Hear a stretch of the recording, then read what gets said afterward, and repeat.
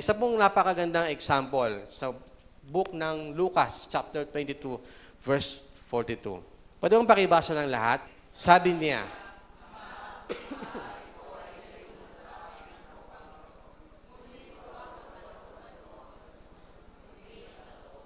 hindi siya nagpunta po doon dahil sa nararamdaman niya. Napunta siya sa ganoong kalagayan dahil pinili niyang sumunod sa kalooban ng Ama. Alam niyo po, nung time na si Jesus ay nasa Garden of Gethsemane, siya po ay nanalangin, nakita niya mga pwedeng mangyari sa kanya. Actually, doon pa lang sa huling kainan nila, nakita niya na ang mangyayari sa kanya. Naramdaman ni Jesus ang takot. Nakita niya ang matinding paghihirap, ang matinding pagdurusa, kamatayan. At alam niyo po, ayaw niyang maranasan. Kaya sabi niya, hanggat maaari, Lord, ayoko to, ilayo mo sa akin to, ayoko mamatay, ayoko masaktan, ayoko maghirap. Pero ang tindi ng sinabi po diyan, sabi po diyan, huwag ang kalooban ko ang masunod, kundi ang kalooban. Hindi po nakabase ang Panginoong Hesus sa kanyang emosyon. Pinili niya mismo ang sumunod sa kalooban ng Diyos. Sabi po diyan, ang damdamin po ang sumusunod sa desisyon.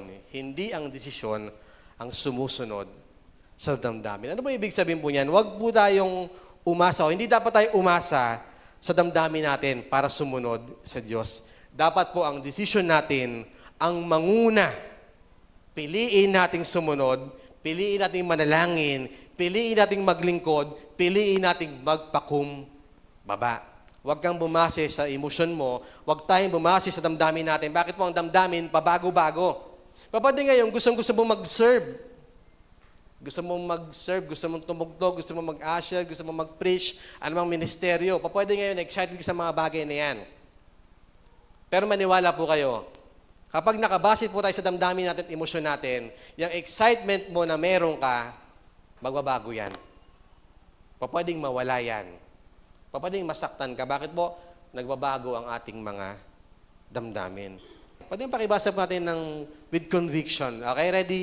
Go. Kapag pinili nating sumunod,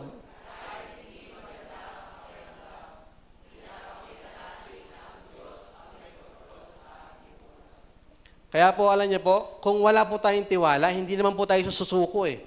Kung wala tayong tiwala kay Lord, hindi natin susuko ang buhay natin. Kung wala po tayong tiwala sa Panginoon, hindi naman natin ibibigay ang buhay natin sa Panginoon eh. Kaya natin ibinibigay at isinusuko ang buhay natin sa Kanya kasi meron tayong tiwala sa Kanya. Amen po ba?